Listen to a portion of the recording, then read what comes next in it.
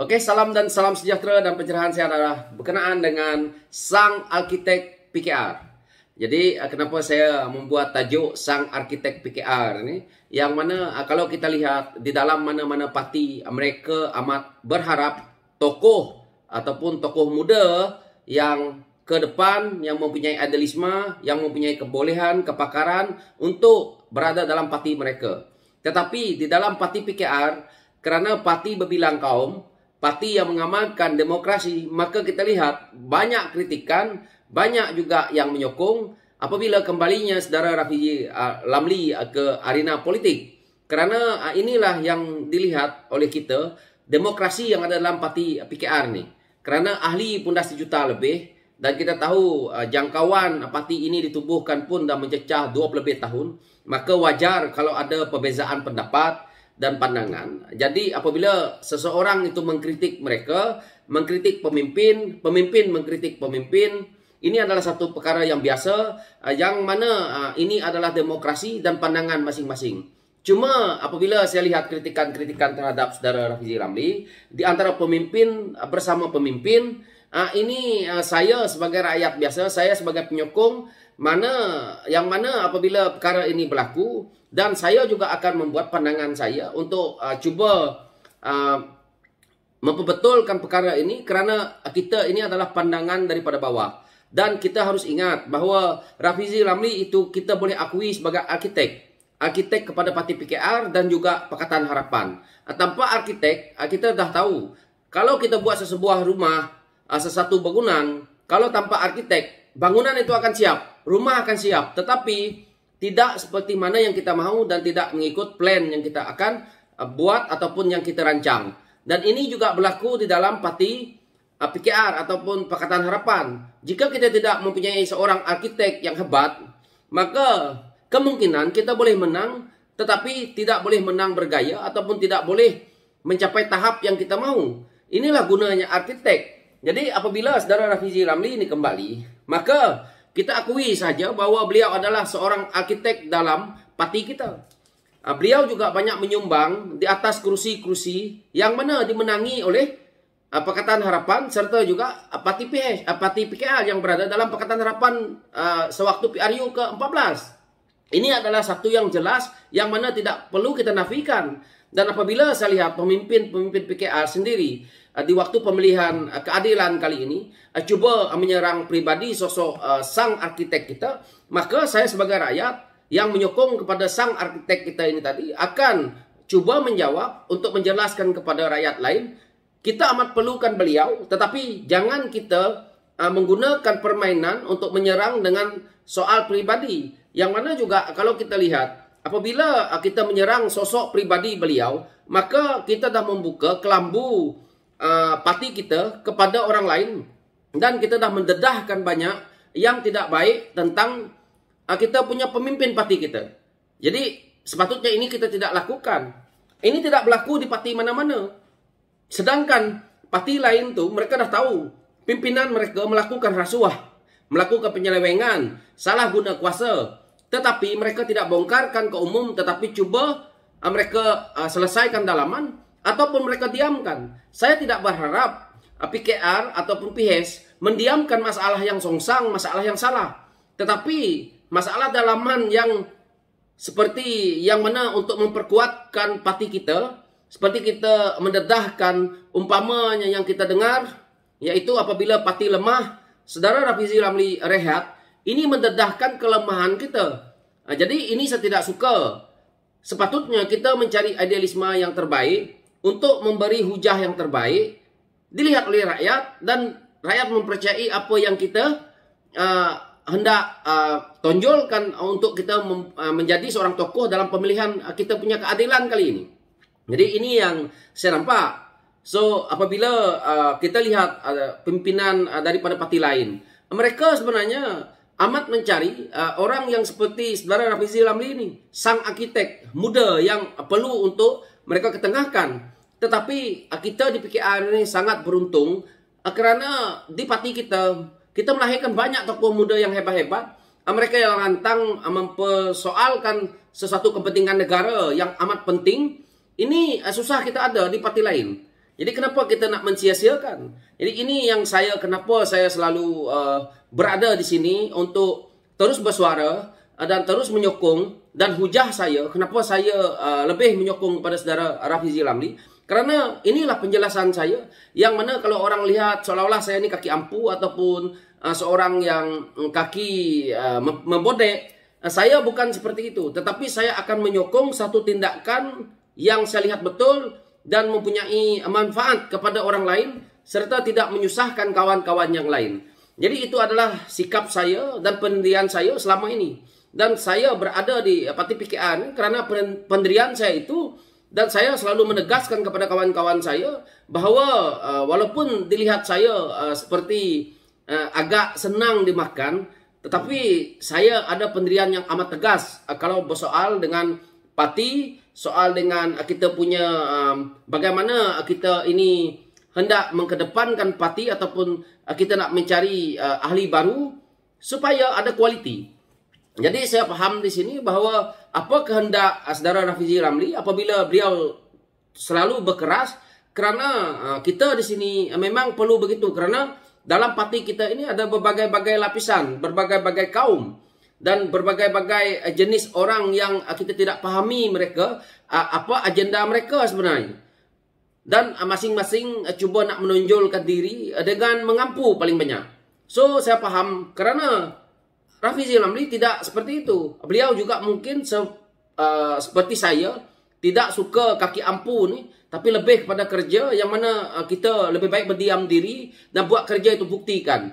Tetapi ada yang cuba di sini, kadang kita lihat politik wang, juga kita lihat juga mereka yang cuba untuk menjadi pemimpin, yang mana pemimpin di tahap cabang contohnya, mereka cuba ke arah untuk mendapat dana kewangan daripada mungkin ahli-ahli politik kita, daripada pusat. Jadi ini adalah tidak baik. Dan apabila perkara ini berlaku, maka apabila kita terlalu mengharapkan daripada orang lain, maka kita sebenarnya tidak mengeluarkan idealisme. Dan kita juga tidak tahu nak mengolahkan bagaimana kita nak mendapatkan pendapatan. Saya selalu menegaskan di sini bahawa apa yang saudara Rafizi Ramli lakukan, sama juga yang saya lakukan, yaitu kita usaha mencari dana, kita punya kewangan untuk parti, untuk diri kita, untuk kita pushkan kita punya cabang contohnya. Dengan mungkin kita menggunakan sosial media yang ada hari ini, apa kerja yang kita buat di cabang, dan kita mungkin akan mendapat sedikit pendapatan di situ untuk kita menguruskan cabang dan ranting kita. Ini adalah sesuatu yang baik, yang mana apabila saya melihat bagaimana cara Rafizi Ramli membuat inbox dan untuk membantu keseluruhan parti apabila PRU ke-14. Jadi ini yang sepatutnya pemimpin kita ataupun mereka-mereka yang duduk di pucuk pimpinan cuba fikirkan bagaimana untuk kita mengolahkan parti kita ini. Karena kita tidak boleh berharap, yang mana kita selalu bercakap dan yang mana saya sendiri selalu dengar, kita ni mengharapkan, oh kita ada 2 kerajaan negeri yang kita pegang dan kita berharap dengan menteri besar ni lah, mereka ni saudara mara menteri besar lah. Ini ayat-ayat yang kita tidak perlu gunakan dalam politik, dalam PKR ataupun dalam PS. Kalau kita merasakan ada talian hayat, kita rasa ada kabel kita untuk mendapat dana ataupun kita nak menjadikan kita punya sumber politik, maka pada saya ini adalah tidak sesuai dan mungkin akan menyebabkan keruntuhannya parti kita akan datang. Jadi apabila kembalinya sang arkitek, yaitu saudara Rafizi Ramli ke arena politik ini, maka kita akui dan kita patut hormati apa cara beliau apabila masuk dan cuba bertanding timbalan presiden, dan kita patutnya melawan beliau dengan idealisme, bukan menyerang pribadi, menyerang ketokohan beliau. Patutnya kita agree di situ, tetapi kita cuba menyerang bagaimana kita lebih hebat daripada beliau dalam pentadbiran. Kerana apa saya selalu berkata seperti itu di sini? Kerana dalam waktu selepas saudara Rafizi Ramli meninggalkan parti untuk berehat, saya lihat PKR itu sebenarnya kalau dikatakan keahlian itu semakin meningkat, itu adalah pada saya atas kertas yang mungkin juga di atas data yang mungkin juga membohong. Kerana saya rasa contoh di negeri Sarawak, saya merasakan bahawa apabila saya turun ke cabang, listing sampai beribu, tetapi kita nak mencari 8 orang tak ada. Ini adalah hakikat. Mungkin juga ranting yang lain, cabang yang lain menerima perkara yang sama dan kita tidak perlu membohong. Dan saya heran data-data ini mereka masukkan daripada mana? Jadi ini satu yang tidak sangat baik dalam parti kita. Kita membohong daripada bawah sampai ke atas untuk kita melihat KPI, kita punya tempat di atas kertas, tetapi hakikatnya apabila pilihan raya kita menggelabah, menggelupuh kerana kita tidak bersiap sedia apapun. Dan untuk apa kita menjadi calon kalau kita menyusahkan parti kita sendiri, yaitu kita pun bertanding, tidak menang, tidak ada apa. Dan kita juga mungkin akan mengeluarkan duit sendiri. Dan kita juga menyusahkan kawan-kawan yang lain untuk datang membantu. Jadi lebih baik kita bicara bagaimana kita nak memperkukuhkan cabang-cabang kita yang telah pun kita bentuk. Dan bagaimana kita nak memperkukuhkan kekuatan parti kita bersama dalam PHS. Daripada kita mencerita memikirkan kemah besar. Jadi sepatutnya pimpinan di atas memikirkan bagaimana mereka nak memperkuatkan jentera kita. Gabungan yang mantap. Dan kita tidak perlu gabungan yang lain. Kerana kita harus ingat ya, ahli-ahli PKR yang lain kita harus sadar. Kalau kita di bawah ni akar umbi ni menyokong tindakan pemimpin kita nak bergabung ni, yang menguntungkan pemimpin kita bukan kita. Kerana pemimpin kita ni mereka akan tetap jadi calon. Kita yang di bawah ini kerana tiada kekosongan kursi, maka tidak akan menjadi calon. Mana tahu saudara-saudara yang ada di luar tu teringin nak menjadi adun, teringin nak menjadi calon untuk jadi ahli parlimen. Kerana tempat itu akan diisi oleh parti gabungan kita nanti. Contohnya sekarang ni kita ada PKR, DAP Amanah. Okey, sekarang ni mungkin ada 222 kursi. Jika kita hanya ada 3 parti yang masih kekal hari ini bertanding, maka kekosongan ini banyak, maka terlahirnya tokoh-tokoh muda nanti. Tapi kalau kita isikan kekosongan ini tadi yang 222 kursi ini dengan parti gabungan yang lain, maka pemimpin yang muda akan stuck di situ dan nak kena menunggu lagi 5 tahun. Mungkin 10 tahun. Jadi peluang yang ada hari ini, perkuatkan jentera kita. Akar umbi ini patut bekerja sama membantu pucuk pimpinan untuk kuatkan parti. Dan kamu sendiri juga akan mungkin boleh dicalonkan menjadi pemimpin kerana kamu dah menjalankan kerja. Ini yang saya lihat sebagai rakyat, yang mana apabila kenapa mereka ni nak satu gabungan kemah besar, tetapi hakikatnya kemah besar itu tidak akan melahirkan pemimpin yang mana akan mengekalkan pemimpin-pemimpin yang berpusing-pusing ni lah, sebagai pun mereka yang duduk di pemimpin yang boleh dikatakan mereka ini pemimpin elit dan orang kayangan sudah berada di kekal di atas dan memusing-memusing orang-orang ini juga. Adakah kita rakyat mahu seperti itu? Sebab itu kita lihat kita punya kepimpinan negara ini susah nak berubah kerana kita tidak mempunyai hala tuju. Yaitu seperti mana yang kita lihat hari ini, Pakatan Harapan ini sepatutnya harus ada hala tuju yang jelas, yaitu tidak perlu lagi bergabung dan kita harus melawan dan kita boleh melahirkan tokoh muda dan tokoh-tokoh baru. Dan ini adalah sesuatu yang baik. Dan kita lihat contohnya, apabila dulu datangnya satu tokoh muda sebagai contoh, datangnya saudara Rafizi Lamli, datangnya saudari Nurul Izzah, YB Nurul Izzah untuk melawan dulu Saridat Jaya, tak silap saya. Apabila dia kalah, maka diganti oleh YB Nurul Izzah dan akhirnya tokoh ini tumbang dan kita boleh menggantikan dengan Nurul Izzah tadi dengan satu reform yang baru tau. Ini adalah satu contoh kita yang kita boleh lihat bahawa perlunya kita memperkuatkan jentera kita ini daripada bawah sampai ke atas, dan perlu kita meletakkan calon baru supaya ada perubahan. Jadi ini adalah satu cara untuk kita nak mengubahkan negara. Jadi begitulah. Kalau kita menolak sang arkitek kita, yaitu saudara Rafizi Ramli, di dalam PKR kita ini tadi, maka kita masih menggunakan idealisme yang lama, cara pimpinan yang lama, maka kita cuba menolak pimpinan yang baru. Ini adalah satu yang tidak baik. Kenapa perlu beliau berada di timbalan presiden? Dan kenapa beliau rasa nak bertanding timbalan presiden itu?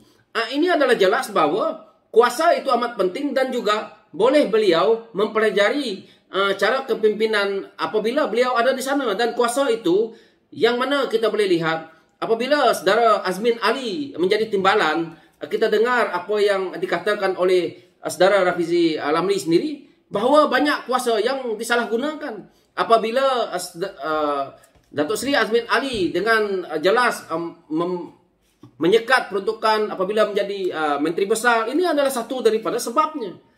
Jadi kita di bawah ini jangan kita pandang remeh perkara ini, yang mana kita rasa kerana saya menyokong orang ini adalah seperti ini, seperti itu. Tapi kita nilai, kita buat semakkan bahawa kenapa jangan menyokong membabi buta. Akhirnya kita memikirkan peruntukan. Jangan seperti mana yang saya pernah dengar pemimpin daripada MPN bercakap bahawa inilah pemimpin kita dulu yang membantukan MPN kita. Tetapi cabang ranting pun saya tak nampak pun duit sampai. Jadi jangan buat kerja bohong begini. Jangan kita membuat perkara yang seperti ini. Kerana pemimpin di bawah, pemimpin baru, pemimpin muda, mereka bukan bodoh. Pemimpin muda ini kadang-kadang mereka lebih kreatif, cuma agresif. Jadi lebih baik kita mendidik pemimpin-pemimpin muda seperti kami ini, memberi satu jalan yang betul. Jangan cuba membohong, kerana satu saat kami akan tahu pembohongan kamu semua dan kamu akan menjadi malu besar nanti. Itulah pencerahan saya untuk kali ini dan sekian, terima kasih.